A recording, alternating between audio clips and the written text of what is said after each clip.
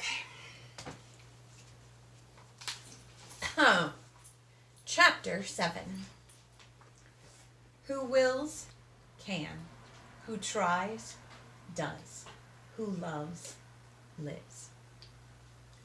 It took Manoli 4 days to find the right sort of rocks to spark a fire. She'd had plenty of time before that to dry seaweeds and gather dead marshberry bushes for fuel, and to build a little hearth in the side of the big cavern where a natural chimney took the smoke up.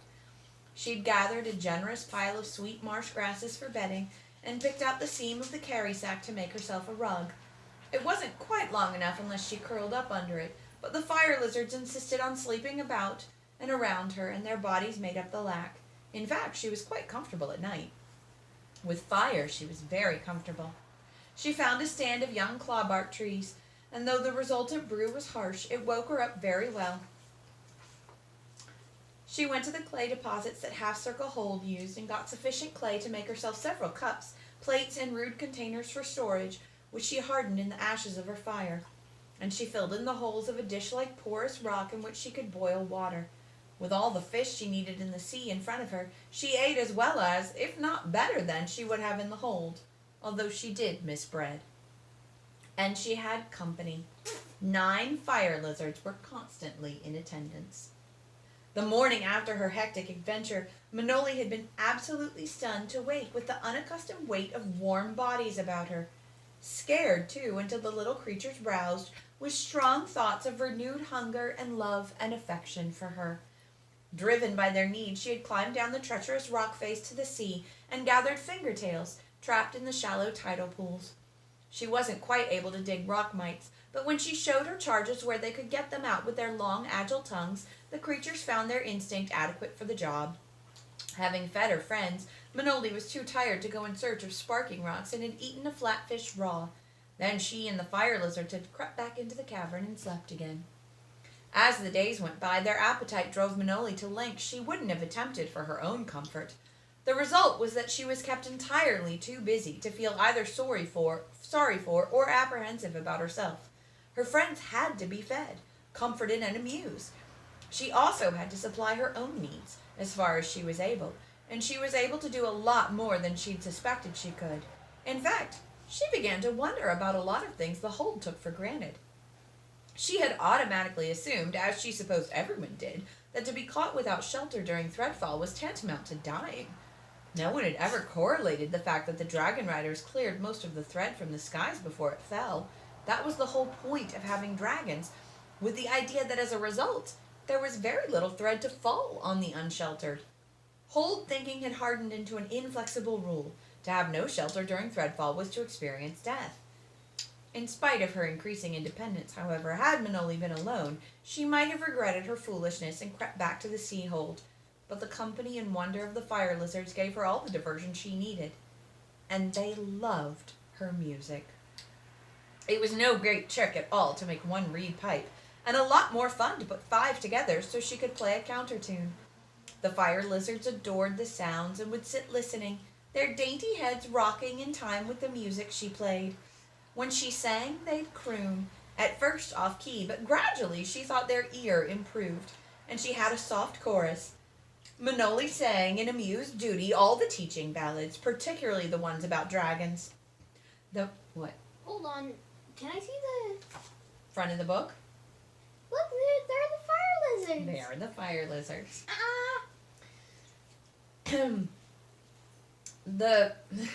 The fire lizards might understand less than a child of 3 turns old, but they responded with small cries and flapping wings to any of the dragon songs, as if they appreciated the fact that she was singing about their kin. There was no doubt in Manoli's mind that these lovely creatures were related to the huge dragons. How, she didn't know and didn't really care. But if you treated them the way weirmen treated their dragons, the fire lizards responded. She, in turn, began to understand their moods and needs, and insofar as she was able, supplied them. They grew quickly those first days, so quickly that she was hard-pressed to keep their mouths full. Manoli didn't see too much of the other hatchlings, the ones she hadn't fed or had fed only casually. She saw them now and again, smaller creatures, as the entire weir fed on their rock mites at low tide. The little queen and her bronze mate would often hover, watching Manoli and her small group. The queen sometimes scolded Manoli or perhaps berated the fire lizard Manoli was holding. Manoli wasn't sure which. And occasionally the queen would even fly at one of the fledglings, beating it soundly with her wings. For what reason, Manoli could never figure out, but the little ones meekly submitted to her discipline. Occasionally, Manoli offered food to one of the others, but they'd never take it if she remained near.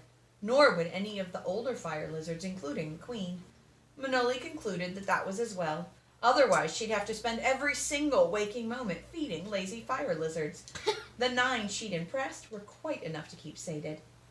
When she saw the first skin lesion on the little queen, Manoli wondered where she would find oil. They'd all need it.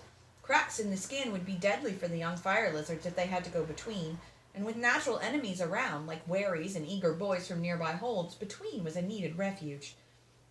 The closest source of oil swam in the sea, but she'd no boat to catch the deep-sea oily fishes, so she searched the coast for dead fish and found a packtail washed up during the night. She slit the carcass carefully, always working the knife blade away from her, and squeezed the oil from the skin into a cup. Not the most pleasant of jobs, and by the time she'd finished, she had a bare cupful of unpleasantly fishy yellow oil. Yet it did work. The queen might not smell very pleasant, but the oil did coat the crack. For good measure, she smeared all her friends. The stench in the cavern that night was almost more than she could endure, and she fell asleep trying to think of alternatives. By morning, the possibilities had narrowed down to one: sweetening the fish oil with certain marsh grasses. She couldn't get the pure sweet oil they used in the hold because that was traded from Narat. It was pressed from the flesh of a hot climate fruit that grew abundantly in the rainforest there.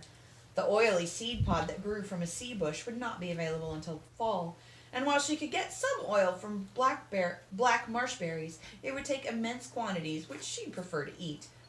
With her fire lizards as winged escorts, she made her way south and inland, towards country little penetrated by the sea holders as being too far these days from shelter. Manoli set out as soon as the sun was up and varied her pace between a striding walk and an easy jog. She decided to go on as far as she could until the sun was mid-heaven. She couldn't risk being too far from her cave when night fell. The fire lizards were excited, darting about until she scolded them for wasting their energy. They took enough feeding without all that flying, and all they could count on in this marsh flat area were berries and a few early sour plums. They took turns clinging to her shoulders and hair then, until the little brown pulled at her once too often, and she shooed them all off. She was soon past any familiar terrain and began to proceed more slowly. It wouldn't do to be bogged down. Midday found her deep in the marshes, gathering berries for herself, her friends, and her basket. She'd managed to harvest some of the aromatic grasses she wanted, but not enough for her purpose. She had decided to sweep in a wide circle back toward her cliff cave when she heard distant cries. The little queen heard them too, landing on Manoli's shoulder and adding her agitated comments. Manoli told her to be quiet so she could hear, and to her surprise, the little queen instantly obeyed. The others subsided, and all seemed to wait expectantly. Without diversion, Manoli recognized the distinctive and frantic noise of a distressed wherry. Following the sound, Manoli crossed the slight rise in the next bog valley and saw the creature, wings flapping, head jerking, but its legs and body firmly captured by treacherous sinking sands.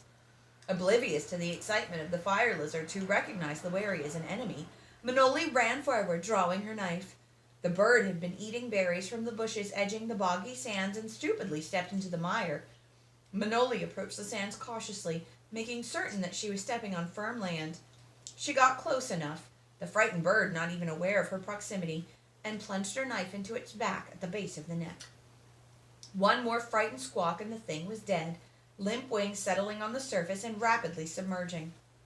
Manoli unbuckled her belt to make a loop of the buckle end. Grabbing the tough branches of a berry bush, she leaned out just far enough to snap the loop around the head of the bird. She tightened the loop and slowly began to pull. Not only was there wary meat here to feed herself and the fire lizards, but the layer of fat under its tough hide would provide her with the best possible grease for her friends' fragile skins. Again, to Manoli's surprise, the fire lizard queen appeared to understand the situation.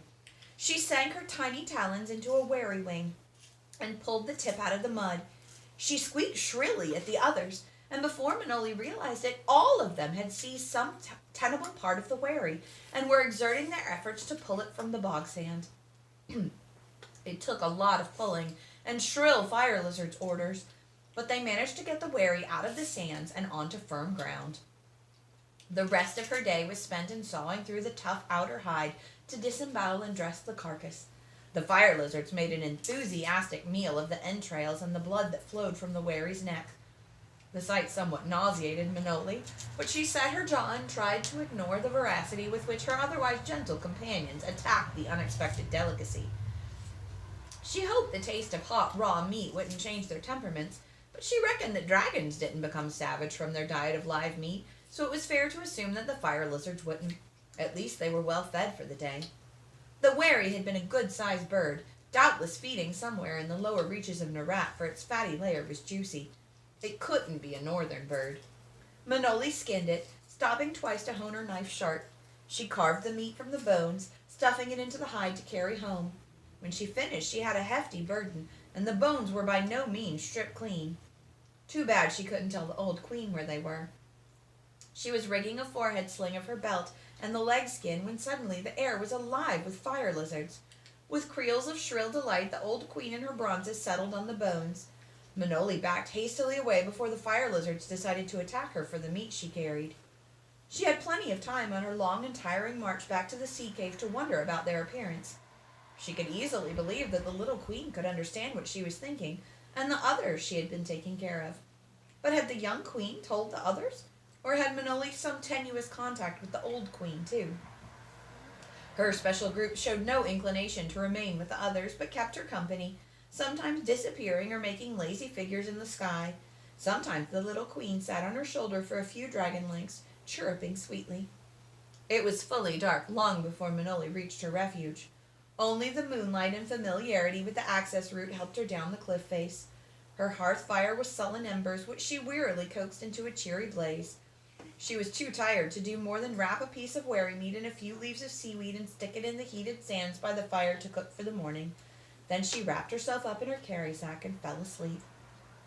She rendered the fat over the next several days, wishing time and again for one decent cooking pot. She heaped aromatic herbs into the hot fat and poured the mixture into clay pots for cooling. The wherry meat had a slightly fishy taste, which suggested that the stupid bird had been of a seaside flock rather than an inland or mountain group. But the cooled grease smelled of the herbs. Not, Manoli supposed, that the fire lizards minded how they smelled so long as their itching skin was soothed. They loved to be oiled, lying on their backs, their wings spread for balance, curling around her hand as she spread oil on their softer belly hide. They hummed with delight at the attention, and when she had finished each one, the creature would stroke her cheek with its small triangular head, the glistening eyes sparkling with brilliant colors. Wait, I never noticed they had triangle heads. Yeah. She was beginning to find individual traits among her 9 charges. The little queen was exactly as she should be, into everything, bossing everyone else, as imperious and demanding as a sea holder. She'd listen, however, very quietly to Manoli, and she'd listen to the old queen, too. But she paid no heed to any of the others, although they were expected to obey anything she said. She'd peck them fast enough if they disobeyed her. There were 2 bronzes, 3 browns, a blue, and 2 greens. Manoli felt a little sorry for the blue. He seemed to be left out or picked upon by the others. The 2 greens were always scolding him. She named him Uncle, and the greens became Auntie 1 and Auntie 2. 2 was slightly smaller than 1. Because one of the bronzes preferred to hunt for rock mites while the others was deft at diving into pools for fingertails, they became Rocky and Diver. The browns were so much alike that for a long time they remained nameless, but gradually she found that the largest of the trio usually fell asleep, given any opportunity to do so, so she called him Lazy Bones. The second was Mimic, because he always did what he saw the others doing, and the third was Brownie, for lack of any other distinguishing feature. The little queen was Beauty, because she was, and because she took such elaborate pains with her grooming and required much more attention and oiling than the others. She was forever digging at her talons with her teeth, spreading them to clean between the toes, or licking any specks of dust from her tail, burnishing her neck ridges in the sand or grass. At first, Manoli talked to her creatures to hear the sound of her own voice. Later, she spoke with them because they seemed to understand what she was saying. They certainly gave every indication of intelligent listening, humming or crooning, an encouraging response when she paused, and they never seemed to get enough of her singing to them. or playing her pipes. She couldn't exactly say that they harmonized with her, but they did hum softly in tune as she played.